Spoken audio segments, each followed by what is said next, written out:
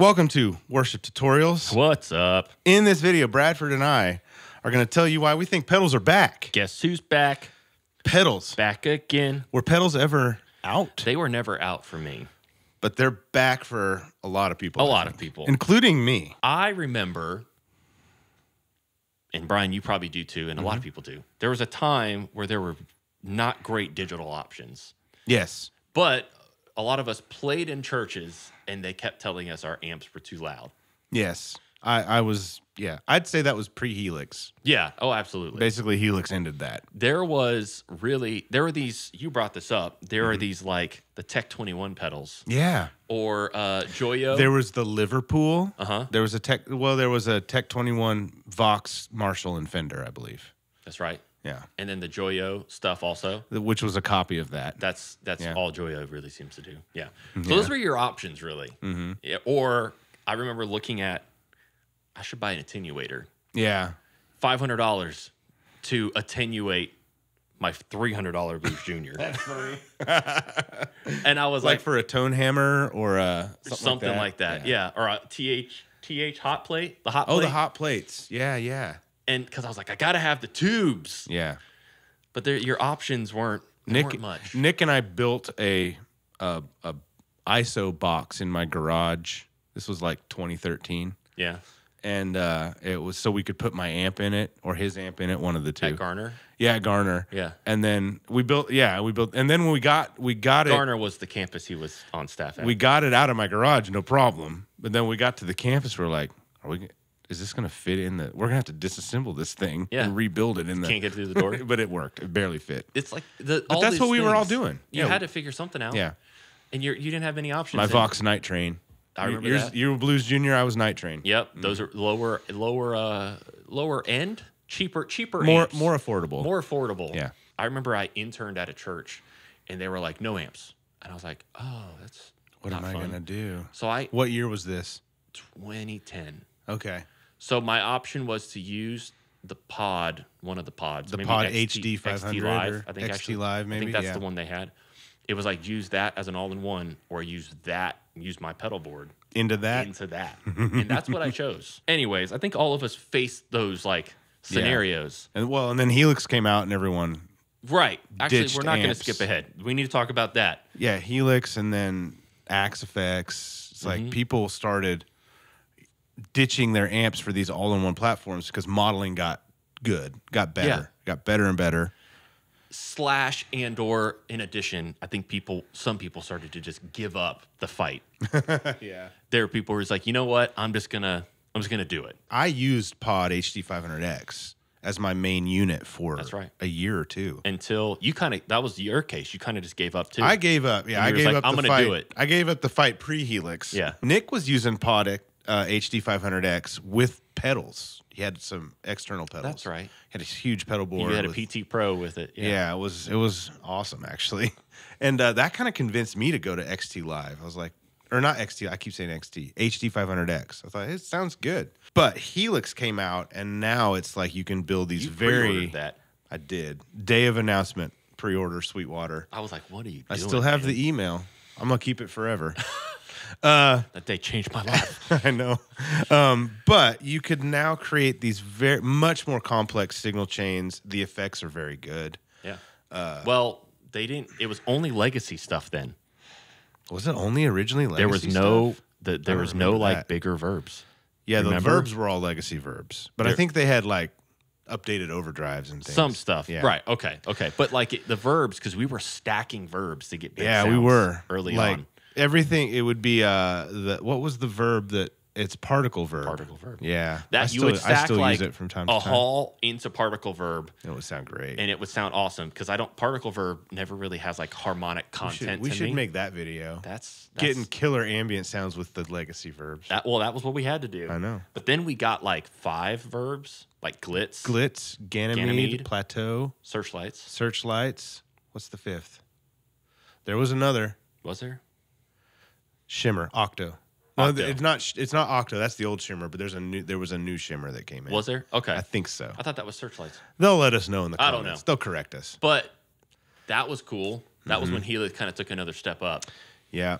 But we had to wait for that. But I think people left pedal boards in droves and amps and pedal boards for stuff like the Helix. It was like 2015. When that came out. And for the next about few years. 8-9 years ago. Yeah. And for the next few years, I think people were like, seems like that's my only option. This is the way. This is what I'm going to have to do. Or they just kept the amp. I think in many cases, too, people would hear videos and think to themselves, let us know if this was you. That sounds better than my pedal board into like an amp, that a budget type of a setup. Because you spend $1,500, like what the Helix costs, $1,500 on an amp, a pedal board with all the pedals and power. Pedal board, like the physical board itself. Like you have to buy very low end budget level gear to match the price point. Price so alone. If you've got a $1,500 budget to buy an amplifier and a pedal board and put it all together, power, cables, I think you'd be very hard pressed to sound better than a Helix. Yeah, Axe FX 3 was after Helix, right? Was it? Maybe before. It was very expensive. That's the thing. It's very expensive to get the equivalent setup, compatibility, or like workflow and all that. With expression pedal, FC12 for foot switches, and the Axe FX 3, it's literally twice the price. The Axe FX, actually more now because Helix dropped. That's in true. Price. Yeah, we saw FM9 come out in like 21. Yeah. Kemper Stage came out. Yeah. I think 2019, 2018, maybe sometime. Yeah. Quad Cortex came out in 2020, 21, something like that. There were options for all-in-one units, and I think more people... Head Rush. Lots of people went to Head Rush. They did that too. But this is all backstory. Right. This is all set up. Yeah. To just explain why we think pedals are back. It's the rise in amp in a box pedals. It is. And I want to give kudos. I don't think it's getting appreciated as much nowadays at all. Oh, yeah, no, it's not. But this is just my opinion. One man's opinion. Mm-hmm. The people, the unit that started it all. It's not the HX Stomp. It was already out. Although it should have been. It was already out. Yeah. But it's the Strymon Iridium. Yeah. The Iridium, man, it was awesome. Yeah. It was pretty groundbreaking, I think. I would say so. Yeah. Weren't some big players in the praise and worship space using Iridium? Did Brian Carl use it? I think he may have used one. And then he went to ACS1. I think he did. I think he was a big and pushing people to check this out. Yeah, you can. Yeah, Brian Carl of Passion, by the way. He wrote the riff for Glorious Day. There you go. That dude is a legend. That's all you need to know. But ACS1 came out next. I think is the timeline. Somewhere in there, yeah. More people were jumping on board because they were like, "Oh, finally, I can run 2 different amps." Yeah, because Strymon, Iridium didn't let you run 2 different. It let you have true stereo. It let you have stereo, but you had to have the same. People would say it's not true stereo because that was the argument. Here's the test: you put a dual delay on. Does the left side stay left and the right side stay right? Okay. Some people did not like that. But yeah, you couldn't pick 2 different amp models. No. On either side. But Iridium let you. ACS1 let you. Or sorry, ACS1 let you. Yes. The ACS1, the Iridium, you could work around it by different IRs. By using different IRs. And that was the thing people did. Some people bought 2 Iridiums. Then the ACS1 came. And people were utilizing that. Those were the only players for a bit. Yeah. Well, and then you still had things like the Tech 21 stuff. Yeah, those were still out. Stuff. Those have shout out to Tone Junkie. They recently did a video where they used the Behringer ones that are like $30. Oh, really? And they compared it to Kemper. I did not know and that. It's surprising how good they sound. Yeah, well. Like, Suze is playing it, and he's like, man, that's pretty good. Yeah. For $30. Like, it holds up. It's not bad. It'll do. Yeah. And there is the simplifier also. I forgot. Yeah, the simplifier came out. Those were around, and I think kind of still even. I'm sure there's many that we don't. Yeah. This is just the stuff we sort of experienced. Yeah, this is like the timeline I saw. Yeah. But those were like it for a bit. Then UA. Oh, Universal Audio. release killing it. their amp pedals. Yeah. And I think people who had full on, like all-in-one units, who kind of went all digital, were like, wow, maybe I could start. And that kind of started the great migration back. I think you're right. At least that's what seemed to be what I observed too. It did. Yeah. And we've joked about this. People would get it and they'd be like, the Ruby just doesn't sound anything like an AC30. Like the Iridium AC30 or something. Yeah. Right. Or the Helix AC30 or... And I think it was Jonathan, actually, wasn't it? HW. Mentioned, this is a setup. Yeah. He's like, we're at the point now where people haven't tried actual amps. And they're basing... Many people haven't played it, through a real amp. Or haven't done it maybe once in a Guitar Center or something. Yeah. Or... more specifically, have not played a 60s AC30, which is what the Ruby is based off of. This isn't like a, oh, well, la-di-da, we're better than you. It's more of an observation of, like, people just, they don't know because they don't know. That's fine. There's nothing wrong with that. But it's funny that people would say that, and they're basing their opinion off of the Ruby based off of another digital emulation. A digital emulation, off of an AC30. We have a 64 AC30 right behind Bradford. Just off the camera there. And it sounds just like the Ruby. It does. I mean, like, the controls work the same. Like, if you get the Ruby and you're like, wait a minute, I turned the treble up, but it gets darker. Yeah, well, that's how the real they're cut. 64 AC30 works. Super highly accurate digital emulations of those amplifiers. Yeah. And people were realizing a couple things. First off, they're $399 a pop. Yeah. And then it's not $1,000 to get into amp modeling, right? But at the same time, if you wanted to run what I'm getting at is if you wanted to expensive. If you wanted to run the Druby setup, you also needed a DI, so everybody was running to you needed to flip phase. Yeah, because they're out of phase. Only on one speaker emulation. I think one channel. One channel, the Brilliant channel, but it was the one everybody wanted to use anyways. Yeah. So enter Pinstripe. Charlie makes incredible stuff. Yeah.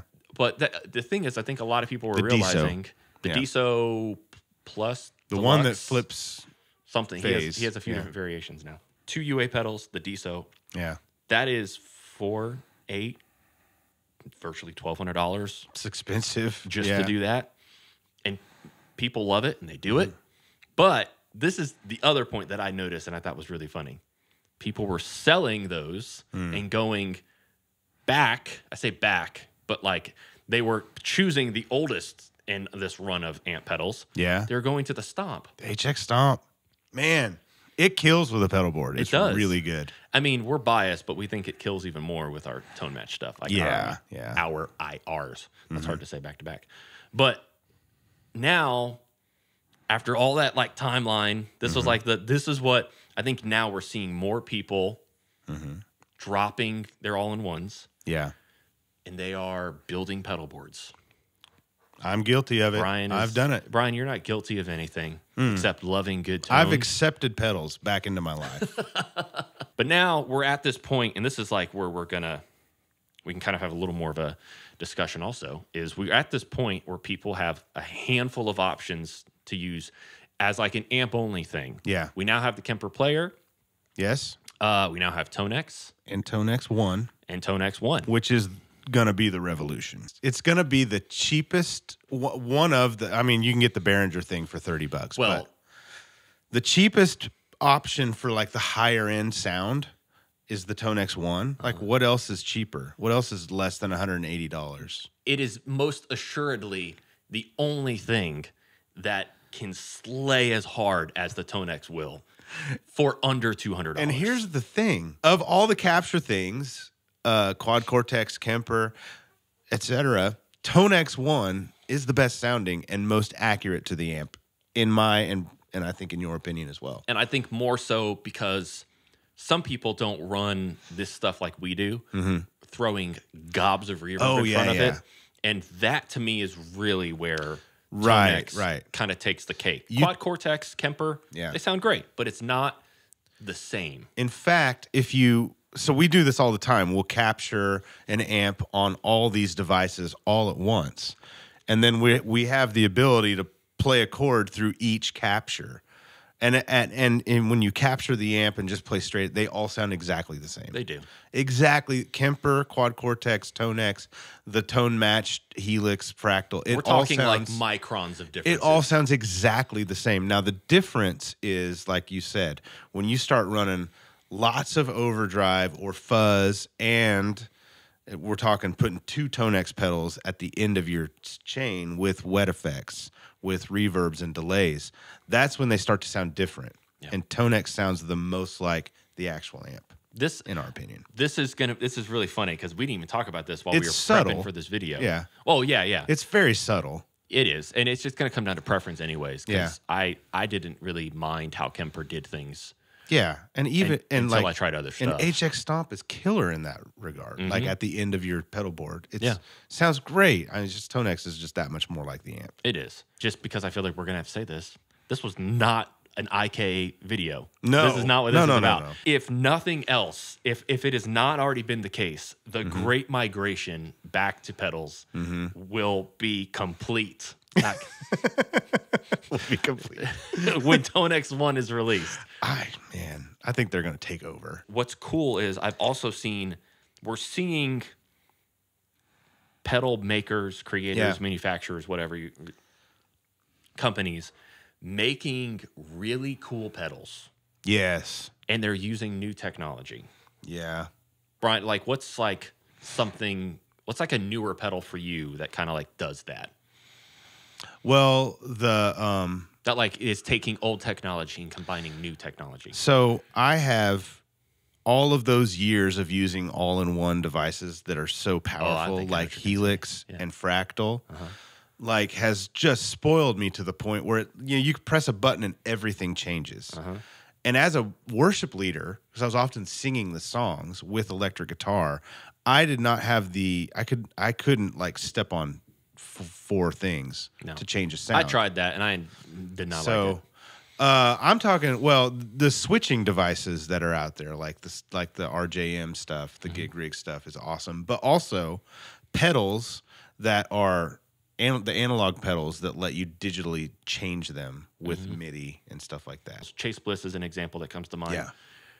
An analog, they've started veering off because they found like a niche that they're like latching onto. That's brilliant. Like you should absolutely do that. But like the Benson collaboration, they did the preamp. It is all analog drive, but it's got the faders on it and it's digitally controlled. The automaton. Automaton. That's what Mick calls it. Yeah. The automaton. Yeah. Automaton. Yeah. I guess. I just call it the preamp Mark II because that's what it is too. Yeah. But I don't, RJM's doing the same thing. Not many people know about that. With the Overture? The Overture was the first one. And then the Full English. I don't even know about the Full English. I should have brought for you to try because you would have loved it. I think I would have. Because it's got like all the Is Marshall. there a governor in there? There is. Gosh, I love that pedal. I have failed you. I'm sorry, sir. I have failed you. Well, I have an old school 80s governor here. You do. So Governor. That's right. It's got GUV apostrophe. Governor. Yeah. They're analog pedals. Yeah. Digitally controlled. That's awesome. With and the common number in MIDI is 127. Yes. So a lot of times you can get like 127 presets. Yeah. That's the top end of that's range. Ridiculous. Back in the day when I had a pedal board back in 2010, 2012, I had a DD20 and I thought that was like top of the line. And it is an awesome. What is it, like 4 presets? Yeah. Essentially. Yeah. 6? Something, I don't know. And and we're talking delay here. Yeah. And then you had the green, the DL4. Yep. But, since then, like the delay pedals that are digital but MIDI control, like the DD500, the Timeline's got to be probably the most popular digital delay. The ecosystem is my favorite. Right. Like all these delay and reverb, big box, MIDI controlled digital pedal, like they're so good. Yeah. And I think you'd be hard pressed. You probably get, if you went old school, like, are you going to get an old Memory Man and put it on your board? I don't know. Some people do. Some people do.